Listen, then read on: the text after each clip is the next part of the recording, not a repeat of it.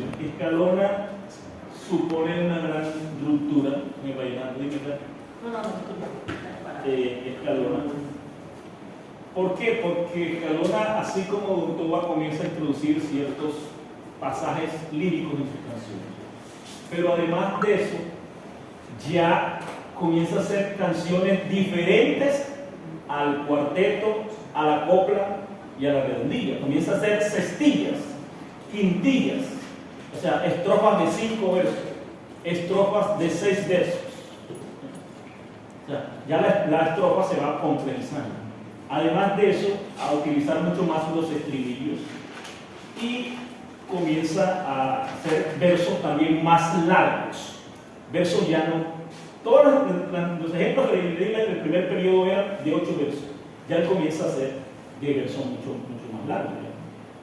Incluso comienza a hacer canciones donde se ve asimetría en los versos. ¿Cómo así? Los compositores están acostumbrados a hacer todos los versos con el mismo número de sílabas. Era como un molde donde ellos metían. Cualquier idea, pero ellos no se ponían a contar las sílabas, sino, no, eso es un molde que ellos tenían. Un molde. Para vaciar las canciones. Y el molde le va dando la métrica, como hasta aquí, hasta aquí. No, esta sílaba sobra, aquí le falta. El molde musical le va dando esto. Escalona comienza a pasar de esos versos simétricos a versos asimétricos. ¿Cómo así?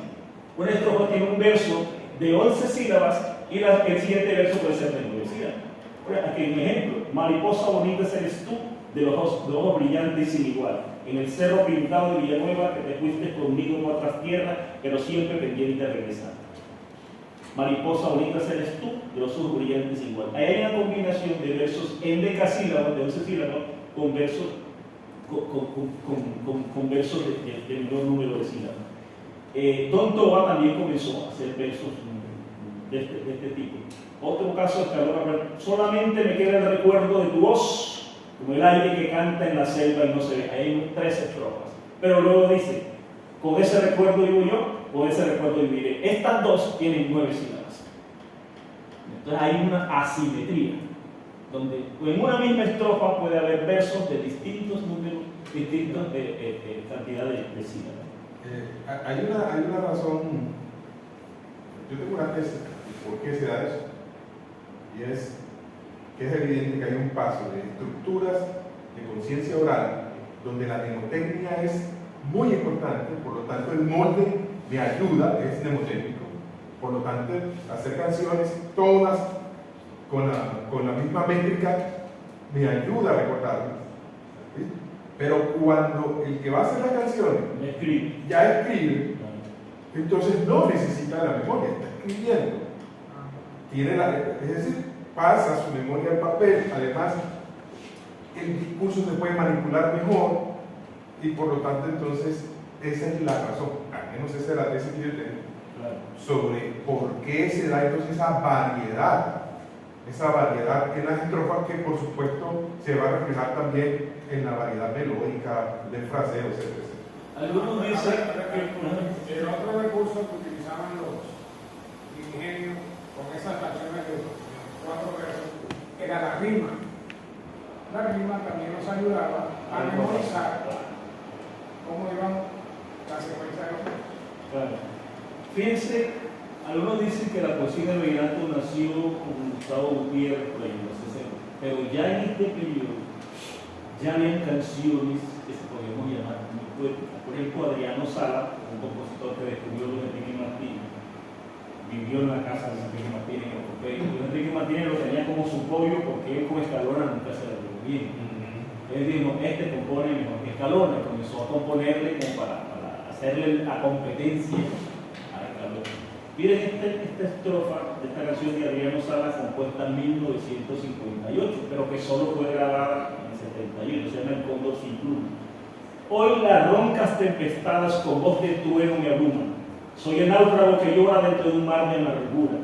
Tú dejaste en mi alma un lampo azul de centella, en cambio yo fui juguete del oleaje y del espuma. Y aquí había un recurso poético muy distinto al lenguaje de Castro. Ya este era un tipo que conocía la poesía. Ya este era un tipo que conocía la poesía. Bueno, entonces, como principales características, pues, de este periodo está esto. Otra característica de los compositores en esta época solían marcar, cuando ya comienza esa disputa de que esta canción es mía, comienzan a marcar sus canciones. Por ejemplo, hay Amalia Vergara, yo soy Abel Antonio, una forma de marcar esta canción es de Abel Antonio, aunque realmente no era de él. No era de él. Morenita, vida mía, Leandro Díaz, de linda dicha. Oigan, muchachos, yo soy Enrique Martínez, Pollo Vallenato. Esta canción es de Leandro Díaz, pero parece Miguelito ya. Oigan lo que dice Alejo con su nota declarada. Bueno, pues es una forma ellos de marcar autoralmente las canciones, ya que no había registro escrito. Otra característica de esta época es que los referentes eran concretos. ¿Cómo así? Si yo soy compositor y le iba a sacar una canción a Carla, yo le ponía el nombre de Carla o mencionaba a Carla en la canción. Cosa que no pasa ahora. ¿Usted ve canciones con nombre de mujer ahora? No. ¿O usted ve que le sacan una canción a Riohacha, a Macho Bayo, a Villanueva? No. Porque supuestamente eso le quita la amplitud, la extensión comercial. Entonces era muy común. Por ejemplo, Calixto Ochoa le compuso a Miriam, a Marta, a Marilía, a Diana, a Morticia, a Irene, a Cruzita. Alejo Dar le compuso a Gloria, a Evangelina, a Fidelina, a Enriqueta, a Joselina Daza, a Saturnina, a Nacida, a Rosita, a Carmentoña, a Clarita. Nombres, canciones con nombres de mujeres. O sea, los referentes eran concretos. Si iba a cantar una mujer, la mencionaba. Ahora el compositor, por tema de comienzo, dice, si yo te compongo una canción a las Marta, a una Marta, solo se van a identificar las Martas. Entonces no me interesa que identifiquen las Martas, sino todas las mujeres. Claro, cualquier cosa se siente identificada. Es un tema de comercio. Sí. Viene un periodo de nuevas formas, más o menos entre 60 y 75. En esta época surge como es decir, la música de acordeón tiene, digamos, dos grandes pilones. Por una parte, un estilo muy regional de los músicos, generalmente eran del Cesar, La Guajira, Magdalena Baja, que se caracterizan por las cuatro formas tradicionales: paseo, merengue, son. Y por otra parte, otros músicos, algunos habaneros, bolivarenses, atlanticenses, pero incluso algunos magdalenenses como Juancho Polo, que combinan el vallenato con otras formas: paseol, paseíto, guaracha, chiquichás, bombones, cumbiones, iguanitos y una cantidad de formas. Entonces, pues, eso hace que surjan ciertas formas a partir de formas vallenatas.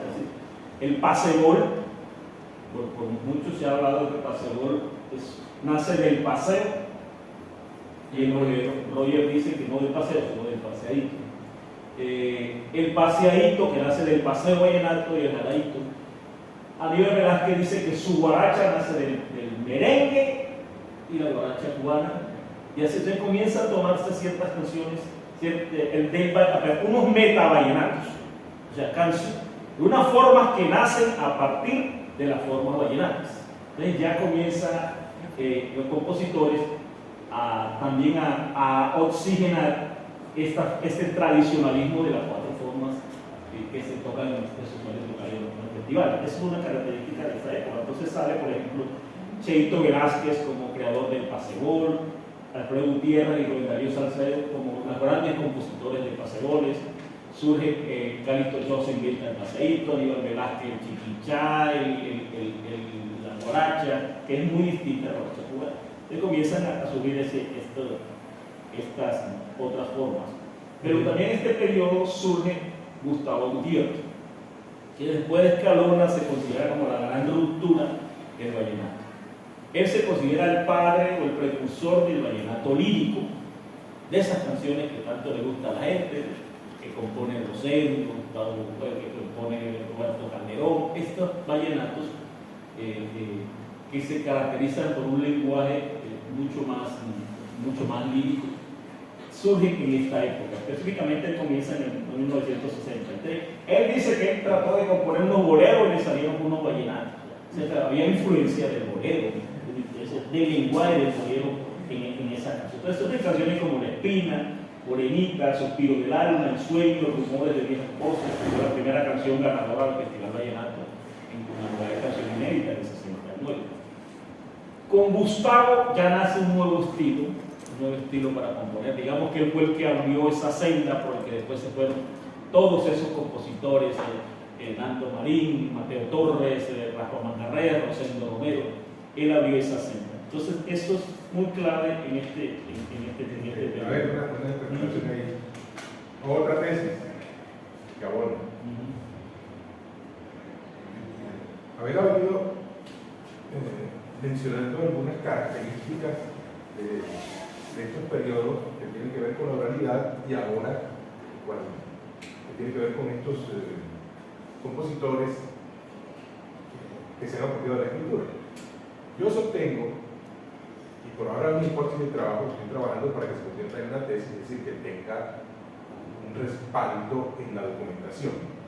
Para eso hay que hacer un trabajo, digamos, descriptivo y estadístico. Yo sostengo lo siguiente. A Gustavo Gutiérrez se le conoce como el compositor de la añoranza. Además, eso fue un título que le dio Marina. Marina Quintero, una amiga investigadora, acertado además. Yo sostengo que esa vaina del invento de la añoranza, es decir, de tener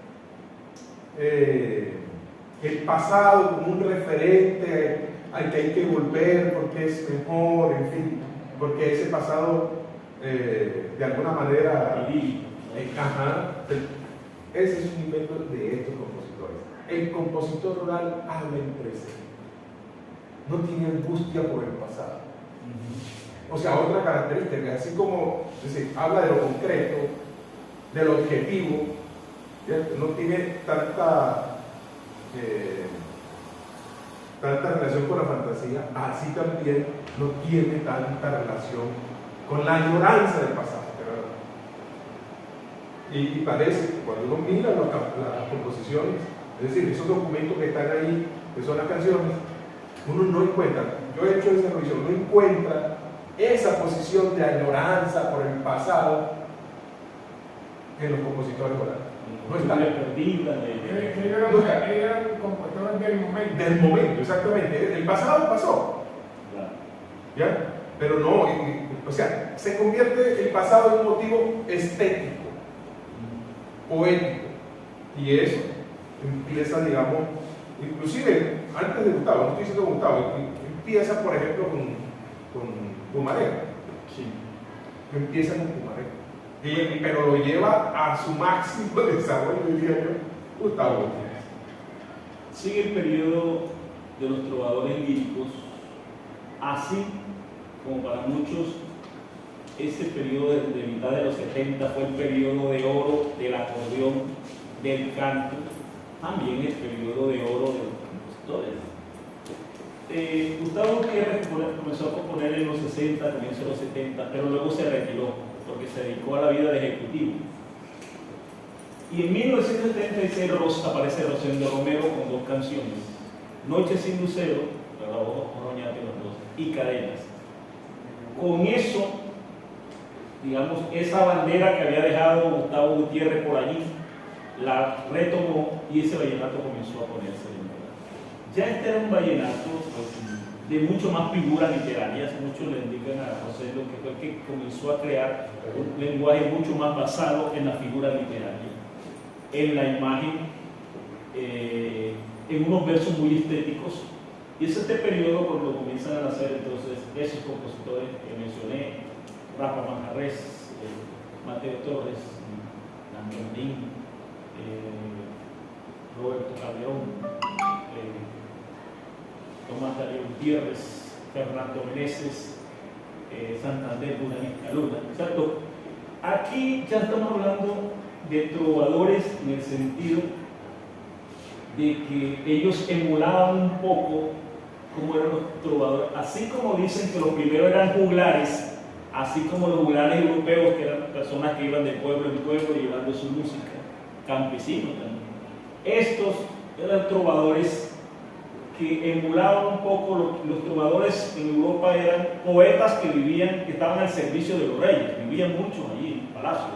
Simplemente los reyes, para divertirse, traigan ahora los ricos que ya traigan el churroguía y boraza que me toque a mí. En esa época los reyes traiganme el poeta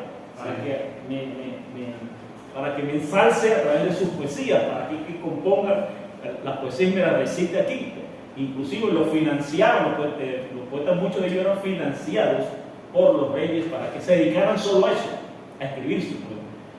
Entonces, en esos ambientes palaciegos de los palacios de Europa, nace también la actitud caballeresca, o sea, de cantarle a la dama, de cantarle a la reina, de ponerse un poco como una actitud de respeto hacia las mujeres.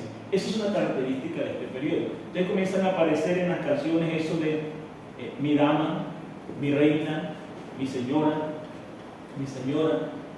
como una actitud muy imitativa de lo que era esa actitud caballeresca de los poetas europeos. Esas son características pues, de esta época. Comienza también a aparecer ciertas palabras propias del lenguaje de la poesía. Entonces te van a encontrar en canciones de esa época palabras como cuitas. Un cuitas es pena, es decir, no que tengo una pena por ti, tengo una cuita, una palabra que toman de la poesía.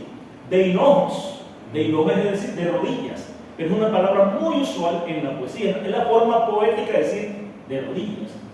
Quimera, muchas canciones quimera, una quimera es una ilusión.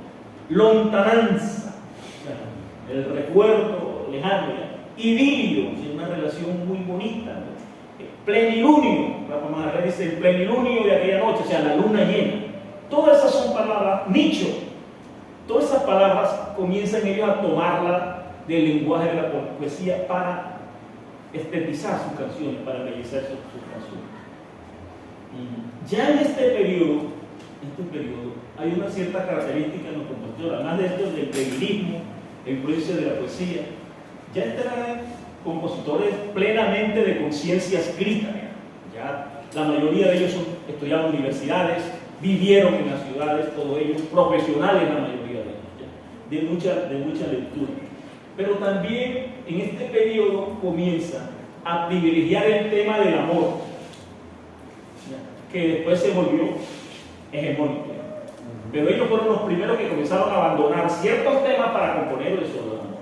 Y también fueron ellos los que comenzaron a dejar de componer pullas, sones y merengues para dedicarse solo al paseo. Por eso, por allá en el 82, se quejaba Leandro Díaz con la canción el Bozal de que los músicos de hoy ya no quieren grabar merengue. Entonces, criticaba a los compositores de esa época porque precisamente dicen que no querían componer merengue y que llenaban las canciones de una cantidad de palabras, porque ya las estrofas no eran esas 4 verseras, ya las estrofas eran más extensas, ya los versos eran más largos y con más cambios en la melodía. Una canción de Roberto Calderón de Rafa Manjarrés tiene muchos cambios en la melodía. Entonces, esa estructura que Roger llama de preguntas y respuestas eran más complejas en este tipo de canciones. Había 2 variantes en esta época: el paseo lírico, canciones como Así fue mi querer, Mi poema, Bonita, y el paseo rápido. Comienza a ponerse de moda el paseo rápido. Beto Murga, una vez que es considerado como el padre del paseo rápido, me decían que el vallenato le hacía falta un ritmo rápido.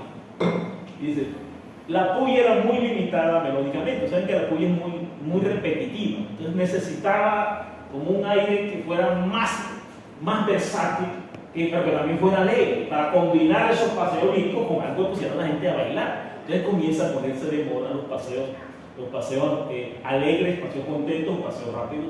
El primer exitoso fue Beto Murga, porque después salió Romualdo Brito y otros compositores.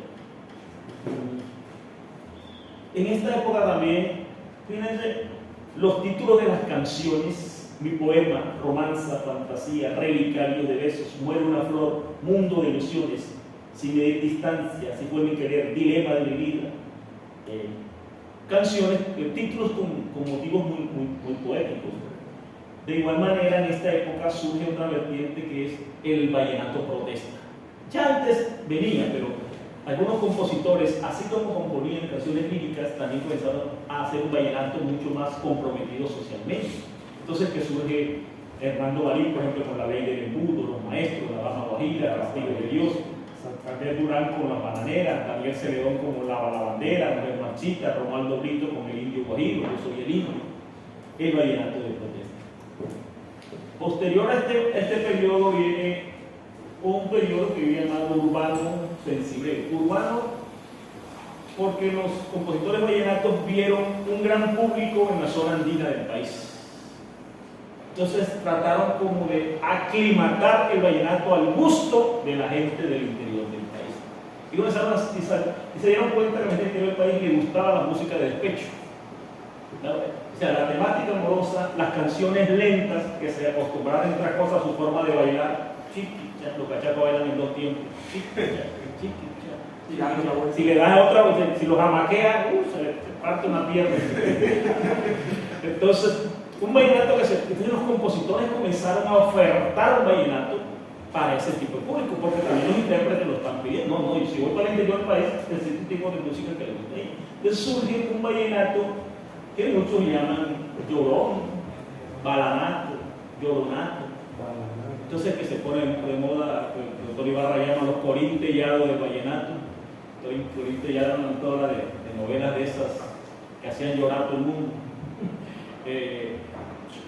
Omar Geles, Tico Mercado, Fran Castillo, Toño Meriño, se ponen de moda con canciones de eso, que la gente llama como muy lloronas, que surtían era el repertorio de grupos como los Chiches, los Gigantes, los Inquietos, ya el segundo periodo del Binomio de Oro, ese tipo de música.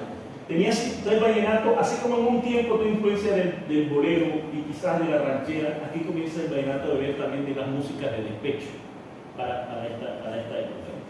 Entonces los compositores comienzan una actitud un poco como arrodillada ante la mujer, y de eso se manifiesta en los títulos de las canciones de esa época.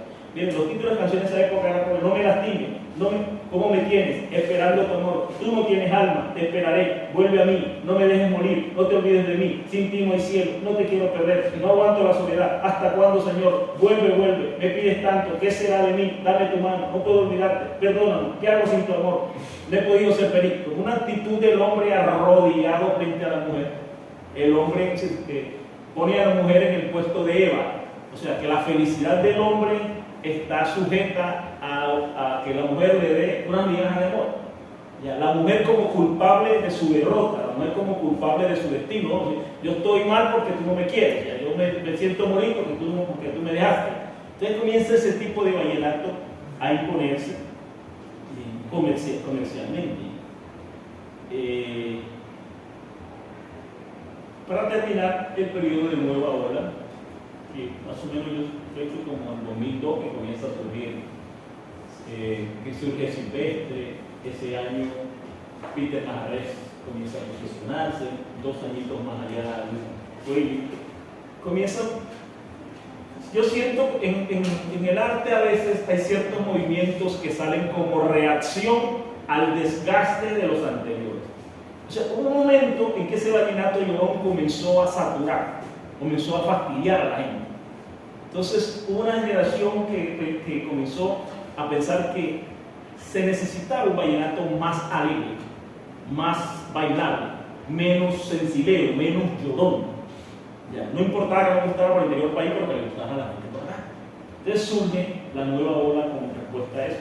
Para mí, el primer compositor que comenzó ese estilo fue Fabián Corrales. Ya después, con Caleb, con otros, bueno, comenzaron a hacer un vallenato, uno más juvenil, más rítmico, más bailable, más ligero. ¿Bien? Entonces, el lenguaje comenzó en particular la jerga juvenil, títulos de canciones como La Metemón, La Mujeriega, La Rumbera, La Preparo, La Joyita, La Trabajosa. Comienza también otra actitud. Si aquel el periodo sensilero era arrodillado, la mujer no me abandone, no te vayas. Aquí comienza una actitud del hombre como machista, como de prepotencia. Chao contigo, a zapatos que voy, te dejé, te cancelé, contigo no voy más, no me busques más, te corté, ábrete, cancelada mi vida, piérdete, contigo no vuelvo. Abanico sale. O sea, Esa temática falta. Esa temática tiene que meterla ahí porque sí, sí. Pero ¿Por nunca fue hegemónico eso. No, Fue casi Se escuchaba clandestinamente. clandestinamente. por eso Pero la sí. canción es clandestina. Pero sí. Comenzaron sí, ese tipo de lenguaje, o sea, comenzó el compositor, si los trovadores líricos buscaban de la poesía, estos comenzaron a buscar cómo habla la gente del común. Entonces, si el dicho común es, por Hasta donde yo vivo barro. hasta el pueblo barro, entonces Fabián Corral lo voy a titular hasta donde yo vivo barro. Si hay un dicho que todo el mundo está diciendo, esa es la que te cae, esa es la que te cae, bueno, yo voy a componer una canción que diga, esta es la que te cae. ¿Ya? Entonces comenzó el lenguaje jergal a llegar al vallenato, el lenguaje jergal, que son características del vallenato de esta época. Esos títulos, vivo en el limbo, se va a formar, la pelusa me la juego toda, hasta más la que me mueve el piso, el doño, tú me tramas, está buena, los ayayay, tilín, tilín, open de patch, coge el mínimo, barro esa jugada, por ella pierde el año, te peliculaste, te fueron las luces, la jerga juvenil comenzó a incorporarse a las canciones vallenatas. Creo que uno de los puntos clave de la composición allí es Caleb Morales, porque generó ciertas rupturas con su forma de hacer vallenato. Lastimosamente, él subió junto con Leonardo Gómez. Leonardo Gómez se mató Cabello, poquito se mató él también en un accidente de tránsito. Un ejemplo de cómo una canción nueva ola, esta canción la trabajó Rolando de Ciudad. Dice, pero qué chicharrón que estoy viviendo yo. Dígame, compadre, ¿qué hago con mi novia? Porque se me ha puesto como trabajosa. Yo estoy trabajando y ella me llama y a veces quisiera darle una trompada, pero no, nunca. Eso, te aconsejo que hagas eso. A veces son las amigas que la rellenan de cuentos. Parece que no fuera una canción, parece que estuviera hablando coloquialmente, como habla cualquier persona. ¿Ya? A veces son muy intensas, pero eso se le acaba con una buena cerveza y en la noche me engancha. Ese regalo más caro.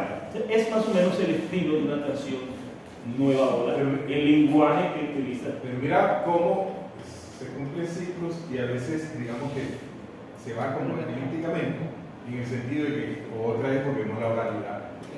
Ya no una oralidad primaria de aquel campesino que no sabe leer, sino que esta es una oralidad secundaria que acude a esa oralidad ya no, digamos, rural, sino urbana.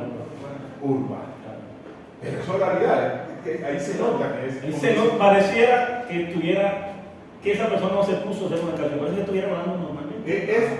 Coloquialmente. Seguramente no de coloquialismo la música. No coge un lápiz y un papel para hacer eso.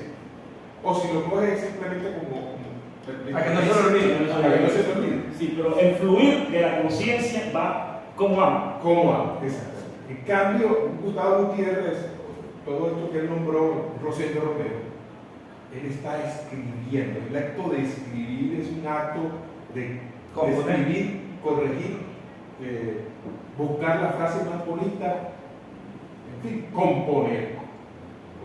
Ya no se mira así, ya digamos que es otra sensibilidad, otra estética, realmente. Es decir, otra manera de entender cómo se debe hacer entonces la letra de la canción. Y también que va acotejado como otra manera de hacer las melodías, inclusive cambiando hasta o haciendo variantes del ritmo paseo. Sí. Compadre, le va a hablar del acordeón entonces.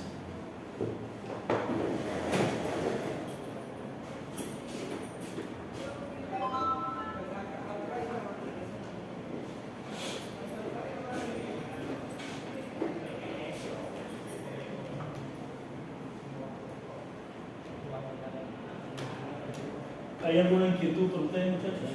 No, Sobre el tema de la composición.